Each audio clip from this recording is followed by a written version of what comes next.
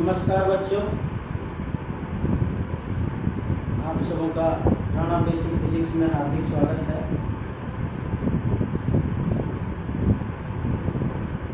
हमारा जो second year का करंट चैप्टर चल रहा था उसमें आज हम लोग किरचॉफ लॉ की ओर बढ़ रहे हैं।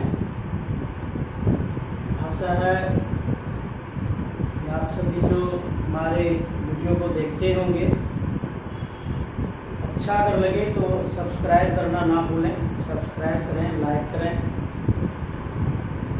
चलिए हम लोग चलते हैं किरचॉफ लॉ की ओर। आपको जो फिगर दिख रहा है, इस फिगर में हम आपको बताना चाह रहे हैं कि जंक्शन किसे कहते हैं।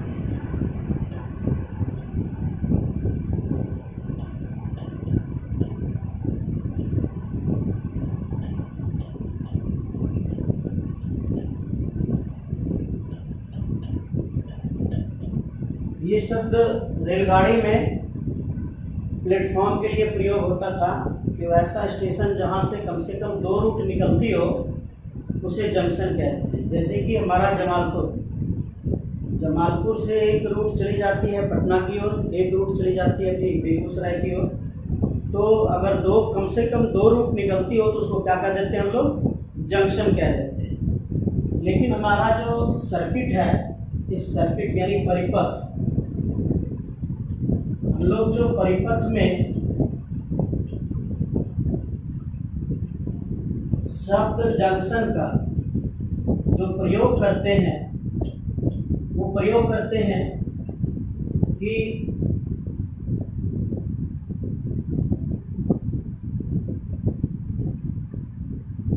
जो स्थान हम जिस बिंदु पर परिपथ के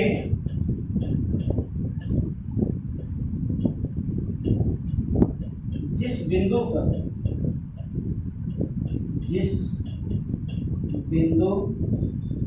पर कम से कम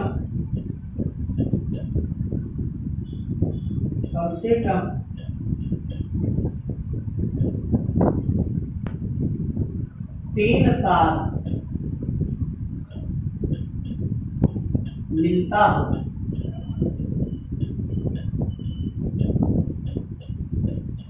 उस बिंदु को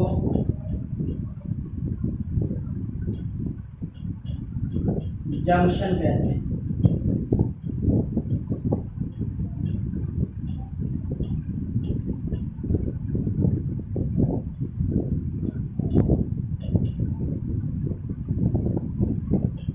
The point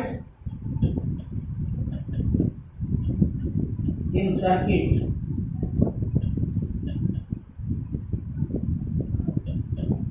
where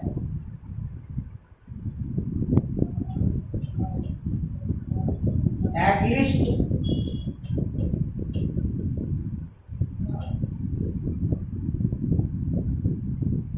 three wire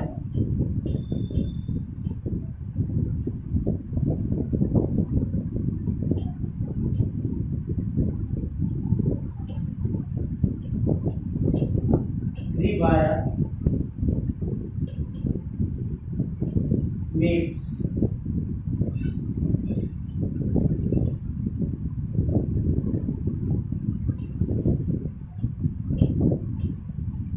that point is called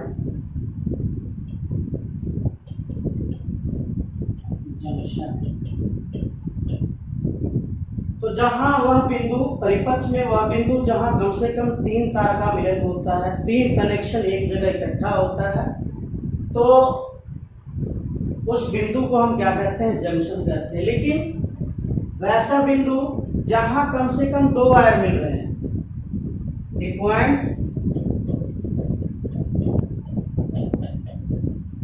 where 2 wires meet, 2 wire meet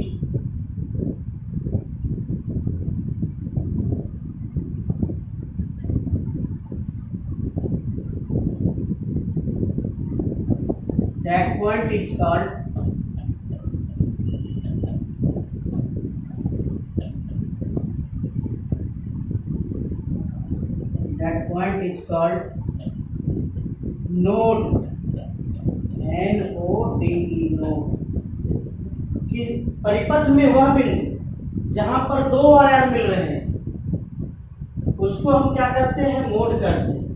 और परिपथ में वह बिंदु जहां पर कम से कम तीन वायर मिल रहे हैं, तीन से अधिक हो, 4 भी मिल सकते हैं, 5 भी मिल सकते हैं, लेकिन कम से कम 3 वायर मिलेंगे तो वो जंक्शन कहलाएगा, और 2 वायर मिलेंगे तो उसको नोड कहते हैं। तो आपको जो फिगर हमने बना के दिया, इस फिगर में आपको चेक करना है कि कौन सा पॉइंट आपका नोड है, कौन सा पॉइंट आपका जंक्शन है। अगर ये पॉइंट ए है, ये पॉइंट बी है, ये सी है, ये डी है, ये ई है, ये एफ है। तो इसमें आपको चेक करके बताना है कि कौन सा पॉइंट जंक्शन है और कौन सा पॉइंट नोड है। आप वीडियो को यहीं पे रोकेंगे, पहले खुद बना लेंगे, फिर आगे हमारे वीडियो को देखेंगे। तो पॉइंट ए को अगर चेक करते हैं तो ये पॉइंट ए है, इसको क्या कहेंगे, यहाँ पर 2 वायर मिल रहा है, इसको हम नोड कहेंगे। पॉइंट बी को चेक कर कीजिए, पॉइंट बी पर भी 1 वायर 2 वायर, एक इधर से एक इधर से, ये भी 2 वायर मिल रहा है, इसको हम लोग नोड कहेंगे। पॉइंट सी को चेक कीजिए, 1 वायर इधर से मिला, 1 वायर इधर से मिला, 1 वायर इधर से मिला, 3 वायर मिला है या 3 वायर निकला है, तो यहाँ इसको क्या कहेंगे, जंक्शन कहेंगे। ऐसा नहीं कि मिलन ही हो, अगर निकल भी रहा किसी बिंदु से किसी बिंदु पर 3 वायर मिल रहे हैं, या 3 वायर निकल रहे हैं, या 2 मिल रहे हैं 1 निकल रहे हैं, या 1 मिल रहे हैं 2 निकल रहे हैं, जो भी हो, लेकिन 3 वायर का कनेक्शन वहां पर होना चाहिए। 3 वायर का कनेक्शन हो गया तो उसको क्या बोलेंगे, जंक्शन बोलेंगे। बिंदु डी के पास आइए, तो बिंदु डी क्या है, बिंदु डी नोड है, आपका 2 वायर, एक ये और एक ये। फिर ई पे आइए, पॉइंट ई पे आते हैं, तो पॉइंट ई में भी 1 वायर 2 वायर है, इसको भी नोड बोल देंगे। पॉइंट एफ पे आते हैं, तो पॉइंट एफ पे देखते हैं तो 1 वायर 2 वायर और 3 वायर, ये 3 वायर दिख रहे हैं, तो इसका मतलब पॉइंट एफ क्या हो गया, जंक्शन। तो ये हमारे सर्किट में जंक्शन और नोड में फर्क है। अब हम लोग बढ़ते हैं किरचॉफ्स लॉ की ओर। आइए हम लोग आते हैं किरचॉफ्स फर्स्ट लॉ की ओर। किरचॉफ का प्रथम नियम, दूसरा नाम क्या है, जंक्शन का नियम, तीसरा नाम क्या है, किरचॉफ्स करंट रूल। इसको हम लोग शॉर्ट में KCL भी बोल देते हैं, KCL भी बोल देते हैं, किरचॉफ का करंट लॉ। तो जंक्शन पढ़ाने का मेरा मकसद यही था कि जो किरचॉफ का फर्स्ट लॉ है, किरचॉफ का प्रथम नियम है, इसको हम लोग जंक्शन नियम भी कह देते हैं, जंक्शन रूल भी कह देते हैं। अब जंक्शन रूल क्यों कहते हैं, तो इसका एक छोटा सा उदाहरण हम आपको दे रहे हैं। ये उदाहरण हम लोग पहले भी पढ़े थे कि भाई ये 2 करंट इधर से आ रही है, ये 5 एम्पियर का करंट है,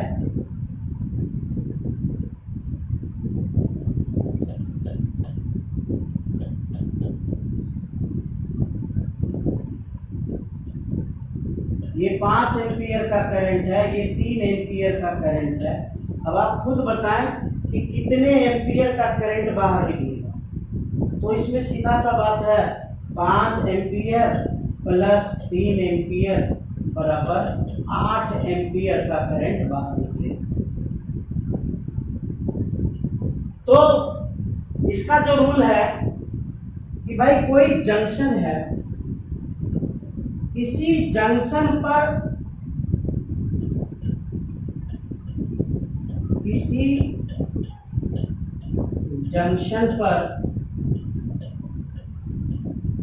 आने वाली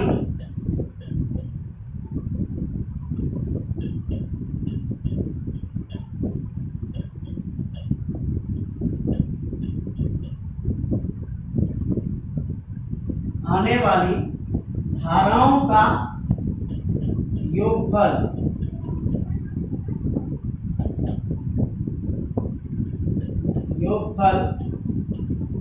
और उस जंक्शन से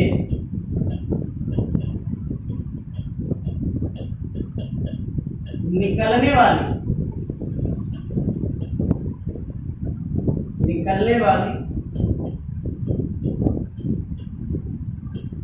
धाराओं का योगफल बराबर होते हैं।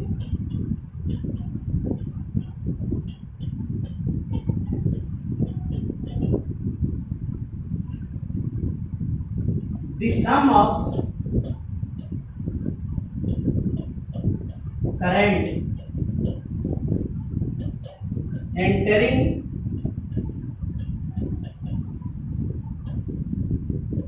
the junction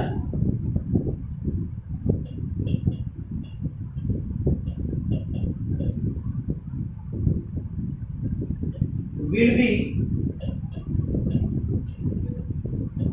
equal to the sum of current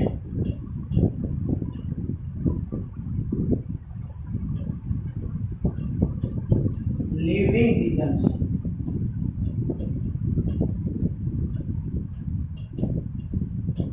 जितना करंट जंक्शन पर आ रहा है उसका योगफल कीजिए और जितना करंट जंक्शन को लीव कर रहा है, जंक्शन को छोड़ रहा है, जंक्शन से दूर जा रहा है, उसका योगफल कर लीजिए तो आपको पता चलेगा दोनों का योगफल समान है। जैसे आप इसमें देखिएगा, आपको हमने यहाँ पर लिख दिया तो ठीक है, यहाँ पर पहले से लिखा होगा 8 एम्पियर। तो आप देखिए कि जो करंट 5 एम्पियर है और करंट 3 एम्पियर है, ये दोनों क्या कर रहा है, जंक्शन पर एंटरिंग कर रहा है।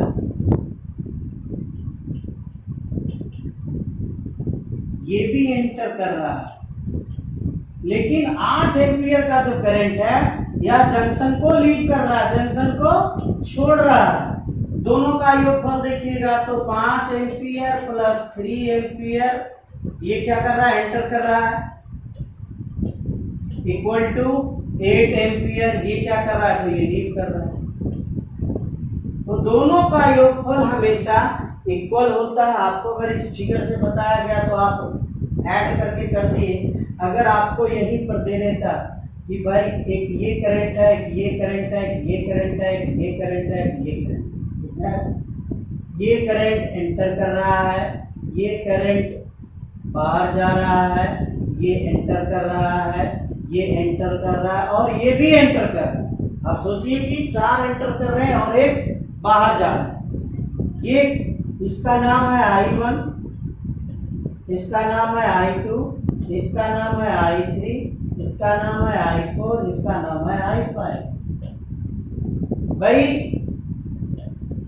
तो आप पाएंगे कि एंटर करने वाला कौन कौन है। तो एंटर करने वाला आपका ये वाला है, ये वाला है, ये वाला है और ये वाला है। इसका योगफल कीजिए तो I1 plus I2 plus I3 plus I4, इसका टोटल योगफल हो गया इक्वल टू लीव करने वाला कौन है, छोड़ने वाला कौन है, तो I5। दोनों का योगफल, दोनों तरफ का योगफल आपस में बराबर होते हैं। इसे ही हम लोग क्या कहते हैं, इसे ही हम लोग किरचॉफ का प्रथम नियम कहते हैं या किरचॉफ का करंट नियम कहते हैं। तो इसका कहने का मतलब है कि धाराओं का जो कुल योगफल होता है, ये जो धारा गया आया, अगर इसको I5 को इधर ले आए तो देखिए हम क्या लिख सकते हैं, I1 plus I2 plus I3 plus I4 minus I5 equal to 0। यानी चाहे वो लीव कर रहा है चाहे वो एंटर कर रहा है, सबको यदि आप एक साथ लेते हैं तो इसका कुल योगफल कितना होता है? 0 होता है। तो इसको लिख कैसे सकते हैं? समेशन I इक्वल टू 0, यानी धाराओं का जो कुल योगफल होगा किसके अनुसार? तो साइन के अनुसार, SI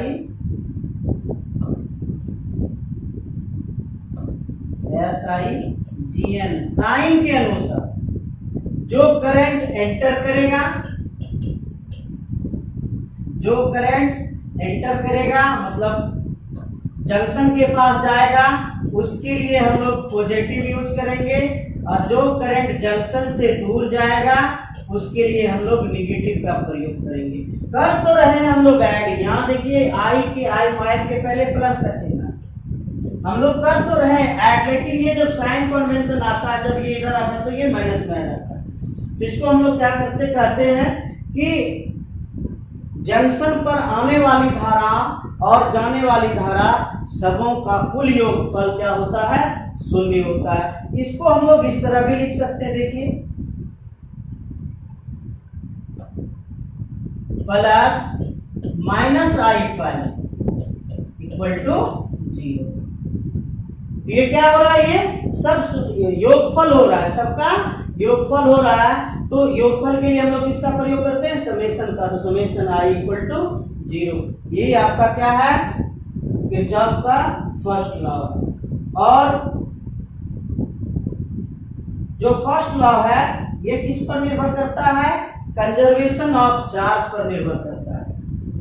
ये किस पर निर्भर करता है? दिस लॉ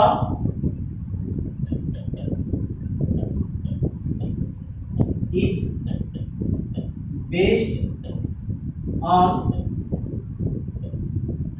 प्रिंसिपल ऑफ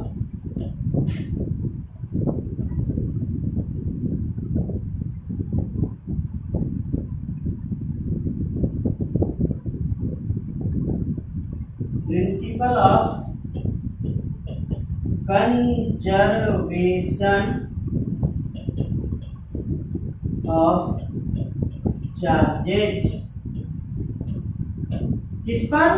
आवेश संरक्षण के सिद्धांत पर आधारित है। आवेश संरक्षण का सिद्धांत। तो आपको ऑब्जेक्टिव में क्वेश्चन पूछ देगा कि भाई केसीएल किरचॉफ्स करंट लॉ किस रूल पर, किस नियम पर आधारित है, किस सिद्धांत पर आधारित है? तो आप क्या बोलेंगे? यह आवेश संरक्षण के सिद्धांत पर आधारित है। और आवेश संरक्षण का सिद्धांत क्या है कि आवेश की ना तो उत्पत्ति हो सकती है और ना ही इसे हम लोग नष्ट कर सकते हैं। आवेश की ना तो उत्पत्ति हो सकती है और ना ही हम लोग आवेश को नष्ट कर सकते हैं। यह किसका सिद्धांत है?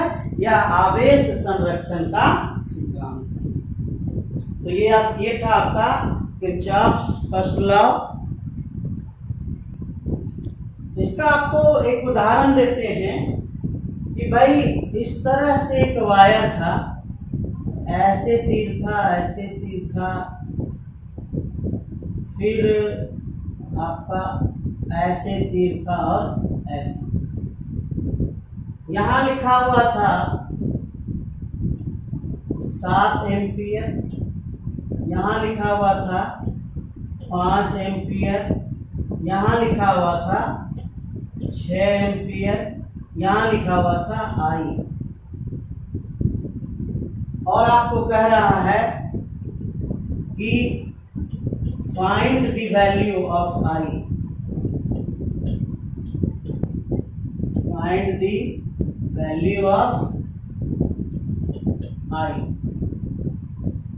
I का मान ज्ञात करें। चित्र को देखकर I का मान ज्ञात करें। तो अभी तुरंत हम लोग क्या पढ़े? जंक्शन रूल पढ़े। जंक्शन रूल में हमने क्या पढ़ा कि जितनी भी करंट आई है, जितनी भी करंट आ रही है, सबों का योगफल करें। तो ये दोनों करंट आ रहा है, इसका योगफल कीजिए 7 ampere plus 5 ampere equal to जितना भी करंट जंक्शन को छोड़ रहा है, जितना भी करंट जंक्शन को छोड़ रहा है उसका योगफल करें। तो 6 एम्पियर प्लस आई का वैल्यू अपने आप निकल जाएगा, 7 5 12 एम्पियर, 6 एम्पियर को इधर लाएंगे, यही आपका आई का वैल्यू है। 12 एम्पियर में 6 एम्पियर गया तो 6 एम्पियर ही बचा, यानी आई का वैल्यू क्या है 6 एम्पियर है। तो कितना करंट उससे उधर गुजर रहा है, क्या लिखेंगे, ये करंट 6 एम्पियर का है। अब इसी फिगर में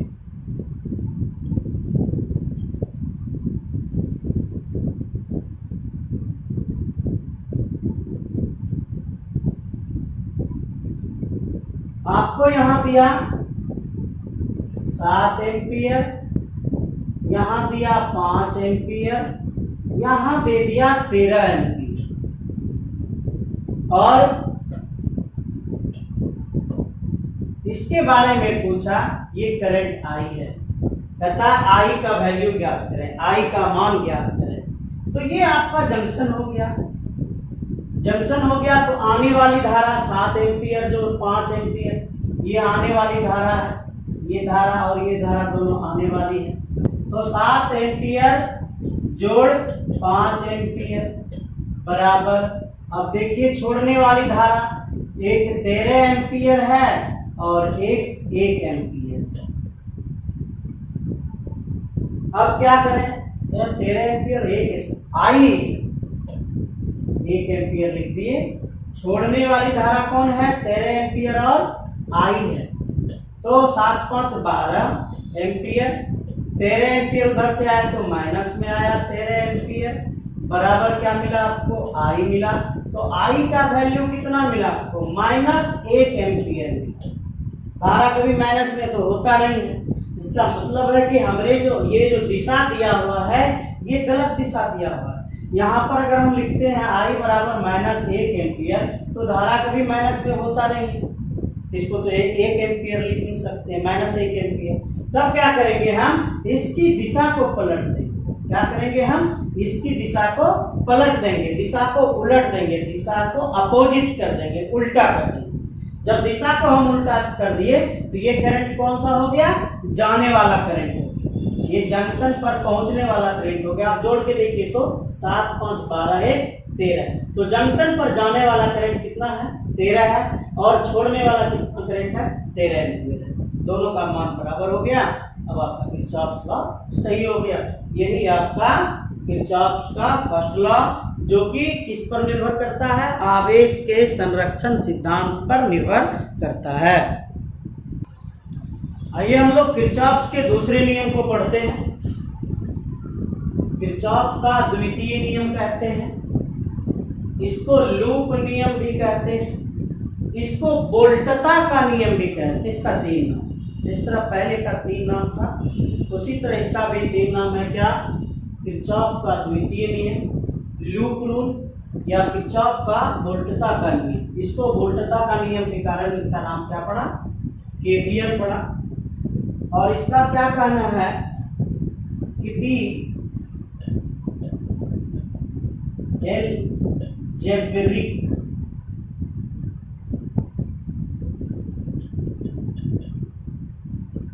sum of change in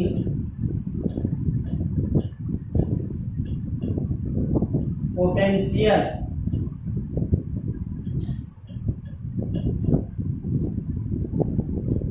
around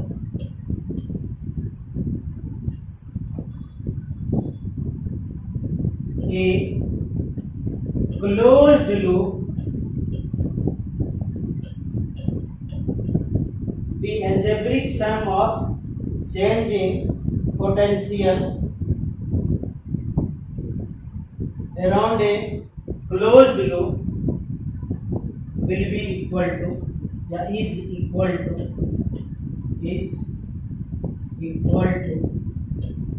0।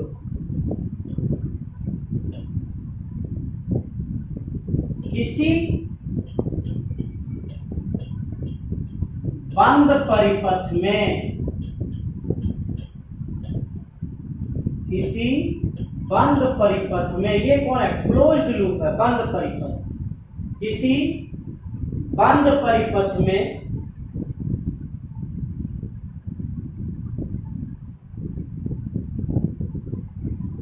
विभव में बदलाव, विभव में बदलाव का बीज गणितीय योगफल, बीज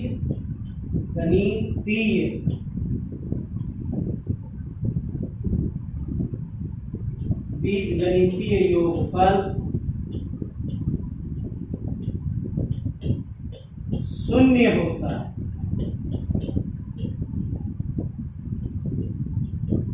अब वहां धारा का योगफल शून्य था, यहाँ बीज गणितीय योगफल शून्य है। Summation delta B equal to 0। इसका योगफल करना है तो चेंज इन पोटेंशियल का, पोटेंशियल का भी नहीं, चेंज इन पोटेंशियल का। और इसमें बहुत महत्वपूर्ण शब्द है ये आपका क्लोज्ड लूप, बंद परिपथ। अगर बंद परिपथ है तो किरचॉफ का सेकेंड नियम लागू होगा, अगर बंद परिपथ नहीं है तो किरचॉफ का द्वितीय नियम लागू नहीं होगा। हर हाल में हमको जो लूप लेना होगा वह बंद लूप ही लेना होगा। जैसे कि आपको एक फिगर दिखा रहे हैं कि भाई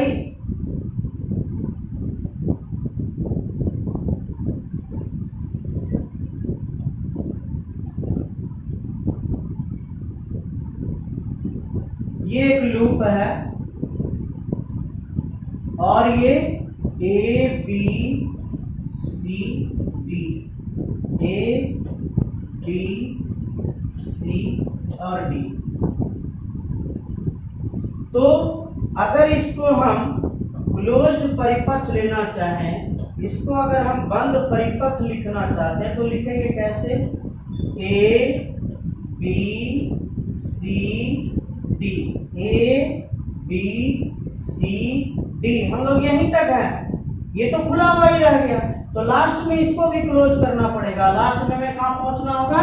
ए तक पहुंचना होगा। मतलब जो इसका प्रथम होगा वही इसका अंत होगा। जो जहां से इसकी शुरुआत करेंगे वहीं पर इसका अंत करेंगे, तब यह कैसा लूप कहलाएगा? यह क्लोज्ड लूप कहलाएगा। क्या कहलाएगा ये? तब क्लोज्ड लूप कहलाएगा, तब यह बंद परिपथ कहलाएगा। और बंद परिपथ में अगर हम यहां से शुरुआत करते हैं और यहां तक पहुंचते हैं,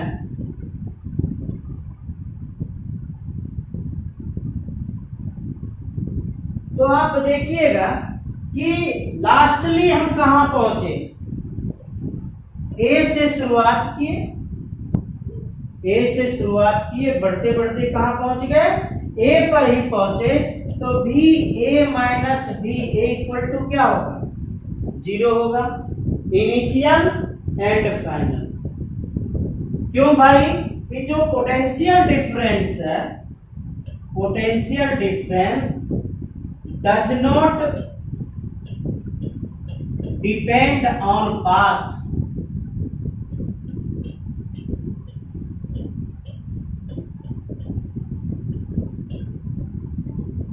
विभवांतर जो है यह उसके पथ पर निर्भर नहीं करता है।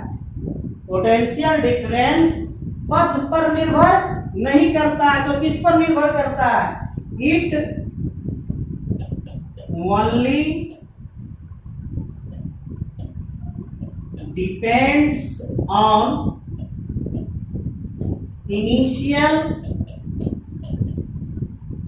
And final position.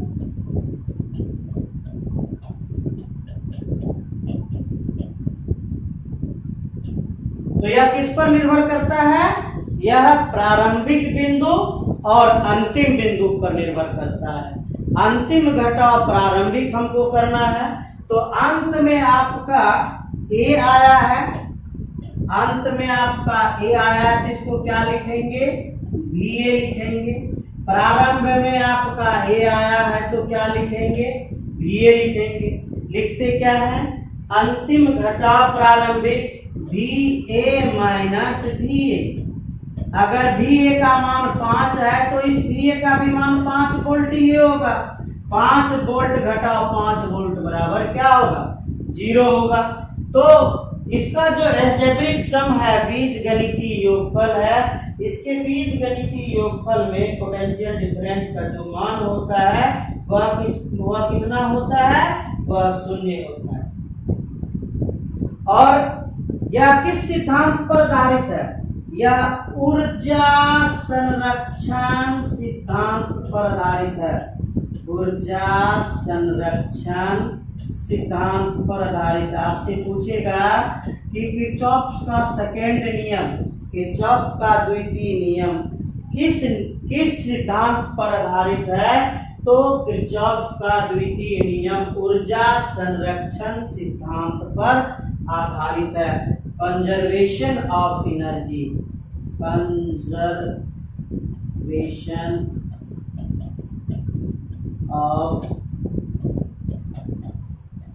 एनर्जी, यह किस सिद्धांत पर आधारित है, तो यह कंजर्वेशन ऑफ एनर्जी यानी ऊर्जा संरक्षण के सिद्धांत पर आधारित है। ये था आपका किरचॉफ का द्वितीय नियम। अब हम लोग इसका प्रयोग कैसे करेंगे, हम लोग को वो सीखना। ये आपका जो नियम है, ये नियम है सेकेंड रूल को कैसे अप्लाई करेंगे सेकेंड में, तो इसका किरचॉफ का सेकेंड नियम ही है जिस पर हमें ढेर सारे न्यूमेरिकल्स बनाने हैं। तो इस रूल का अप्लाई कैसे करेंगे, वही सारा नियम दिया हुआ। कहता है ड्रॉ करंट फ्रॉम वन और मोर सेल। क्या करेंगे, अगर हमारे परिपथ में सेल दिए हुए हैं, अगर हमारे परिपथ में सेल दिए हुए हैं तो हमको यहां से करंट निकालना होगा। जब करंट निकलेगा तो हम लोग किरचॉफ के पहले नियम का पालन करते हुए सारे करंट को हम लोग इर्द गिर्द बांटेंगे। मान लिया जाए कि यहां पर अगर होता,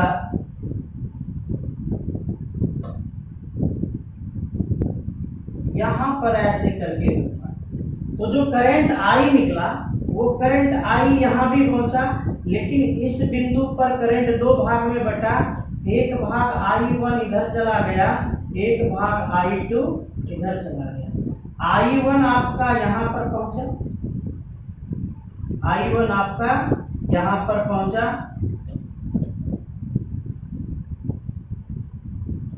और I2 आपका यहां पर पहुंचा, I2 आपका। अब जब इधर करंट प्रवेश किया तो ये I1 प्लस I2 प्रवेश किया, तो I1 और I2 किससे मिलकर बना था, I से मिलकर बना था। तो जितना करंट आप लीजिए उतना करंट दे दीजिए। अगर ऐसा हो जाता है तो आप बिल्कुल सही काम कर रहे हैं। अगर ऐसा नहीं हो पाता है कि बैटरी से आपने I करंट निकाला और बैटरी को आप वापस I करंट नहीं दे पा रहे हैं, तब आपका करंट डिस्ट्रीब्यूशन गलत है। तब आप जो करंट का बंटवारा किए हैं, धारा का विभाजन किए हैं, वो गलत है। तो हर हाल में आप जितना करंट बैटरी से निकाल लेते हैं आप उसको वापस कर दीजिए। तो यही आपका क्या कहता है ये, कि जो ड्रॉ करंट फ्रॉम वन और मोर से but follow the KCL for distribution of current, कि लगे परिपथ में लगे सेल से धारा को परिपथ में दें और धारा के विभाजन में किरचॉफ करंट लॉ का पालन करें। दूसरा, चूजिंग लूप।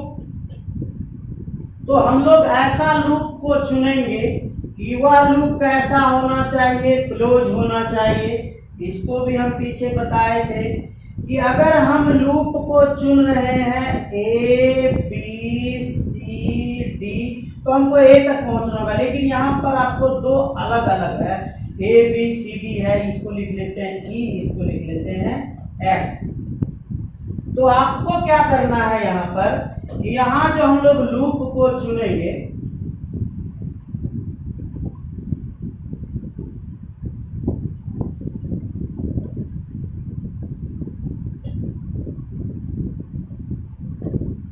तो एक बार इसमें लूप चुनेंगे और एक बार इसमें लूप को चुनेंगे। जहां से शुरू करेंगे वहीं को खत्म करेंगे। A B E F A, A B E F A, जहां को शुरू करेंगे वहीं को खत्म करेंगे। ये लूप चुनने का तरीका है। क्योंकि ये दो पार्ट में है तो अलग अलग दो लूप चुनेंगे। यदि इसको चुनना है तो कहां से शुरुआत करें, F से। अगर F से शुरुआत करेंगे तो अंत भी हमको F पर करना होगा। F E C D F, F से शुरू किए, F पर खत्म किए। यही है क्लोज लूप चुनने का तरीका। क्या बोला ये, लूप शुड बी क्लोज्ड। क्या होना चाहिए, लूप हमेशा, परिपथ हमेशा कैसा होना चाहिए, बंद परिपथ होना चाहिए। लूप में be involved by any number of cell. उस परिपथ में सेलों की संख्या कई हो सकते हैं। ऐसा नहीं कि हमने एक सेल लगाया तो ठीक है, कि ये भी हो सकता है कि यहाँ पर भी सेल लगा हुआ, यहां पर भी सेल लगा हुआ। परिपथ में कई सेल लगे हुए हो सकते हैं, उसकी चिंता नहीं करनी है। एक सेल को चुन लेना है, उस सेल से धारा को निकाल लेना है, पूरे परिपथ में धारा का विभाजन कर देना। एक सेल को चुनना है, उससे धारा को निकालना है, पूरे परिपथ में धारा का विभाजन करना है। हमें सोचना भी नहीं है कि यहाँ भी सेल है, यहाँ भी सेल है, लेकिन कोशिश करना है कि वह सेल जिसकी वोल्टता अधिक हो, जैसे कि ये 10 वोल्ट है, ये वाला 12 वोल्ट है, ये वाला 9 वोल्ट है। कोशिश यही करना है कि जो मैक्सिमम वोल्ट का हो, धारा को वहीं से निकालना है। अगर ये वाला होता तो हम धारा को 12 वोल्ट से निकालते और इससे निकालकर पूरे परिपथ में विभाजन कर देते। इसके बाद क्या करता है, डायरेक्शन ऑफ लूप या पथ। इट में बी क्लॉकवाइज और एंटी क्लॉकवाइज। यहीं पर देखिए ना, हम कर तो रहे हैं कि ये वाला जो हमने दिशा दिया, ऐसे करके दिया ना, ऐसे करके, तो ये क्या था, यहां से शुरुआत था, ऐसे चले, ऐसे चले, ऐसे चले, ऐसे चले, कहां तक पहुंचना है, तो ये शुरुआत तक पहुंचना। अगर ए से चले तो वापस ए तक पहुंचना है। तो इसको कहते हैं क्लॉकवाइज, घड़ी की दिशा। तो यानी हम लोग जो परिपथ में दिशा का निर्धारण करेंगे तो वो घड़ी की दिशा में भी निर्धारित कर सकते हैं और घड़ी के विपरीत दिशा में भी निर्धारित कर सकते हैं। वो हमारा मर्जी, हम चाहे जैसे बनाए। आंसर दोनों का सेम आएगा, सिर्फ आपको चिन्ह पर, साइन विशेष पर ध्यान रखना होगा और कुछ नहीं। चलिए इसके बाद आते हैं पोटेंशियल ड्रॉप और पोटेंशियल गेन। तो कहता है कि हायर पोटेंशियल से अगर लोअर पोटेंशियल की ओर आप जाते हो, हायर पोटेंशियल से अगर आप लोअर पोटेंशियल की ओर जाते हो तो वहां ड्रॉप होता है, विभव पतन होता है। उच्च विभव से यदि हम निम्न विभव की ओर जाते हैं तो वहां विभव पतन होता है और डेल्टा V का मान निगेटिव होता है। लेकिन हम यदि निम्न विभव से उच्च विभव की ओर जा रहे हैं तो वहां क्या होता है, विभव लाभ होता है, विभव पतन नहीं होता है, विभव लाभ होता है। कब? जब आप लोअर से हायर, निम्न से उच्च की ओर जाइएगा। तो उसी के उदाहरण में आपको बता रहा है कि एक सेल है, एक सेल में आप देखिएगा कि यदि यह सेल है तो सेल में जो छोटा वाला होता है वो निगेटिव होता है, जो बड़ा वाला होता है वो पॉजिटिव होता है। और हमेशा बड़ा वाला हायर पोटेंशियल पे होता है, छोटा वाला लोअर पोटेंशियल पे होता है। जो धन ध्रुव होता है वो उच्च विभव पर होता है और जो ऋण ध्रुव होता है वो निम्न विभव पर होता है। वही बता रहा है कि यदि हमारा पथ उच्च विभव से निम्न विभव की ओर हो तो पतन होगा। हमारा यदि पथ उच्च विभव से निम्न विभव की ओर हो तो क्या होगा? पतन होगा। और इसका विद्युत वाहक बल किसमें होगा? ऋणात्मक होगा, माइनस में होगा। इसको देखिए। लेकिन वही हमारी दिशा अगर इस ओर होती, इस ओर होती, तो हमारी दिशा किस ओर से किस ओर है? निम्न विभव से उच्च विभव की ओर। तो पतन नहीं, यहाँ पर हमारा लाभ होता। और इस स्थिति में डेल्टा V का मान धनात्मक होता और हम लोग जो E लिखते तो प्लस E लिखते। उसका उदाहरण यहाँ पर, यानी उच्च से निम्न की ओर हानि होगा माइनस में, निम्न से उच्च की ओर लाभ होगा प्लस। अगर वही रेजिस्टेंस की बात करें, यदि परिपथ में रेजिस्टेंस लगा हुआ हो तो रेजिस्टेंस की अगर बात करें तो रेजिस्टेंस में जो धारा प्रवाह होता है, हम लोग धारा प्रवाह से ही पकड़ते हैं कि कौन उच्च विभव पर है और कौन निम्न विभव पर है। अगर धारा का प्रवाह इस ओर से हो रहा है, इसका मतलब ये उच्च विभव पर है और ये निम्न विभव पर है। अगर हमारा पथ उच्च से निम्न की ओर हुआ, वो तो देख ही रहे, उच्च से निम्न की ओर हुआ तो हानि होगा, यहाँ भी उच्च से निम्न की ओर होगा। ये गलत लिखा हुआ है।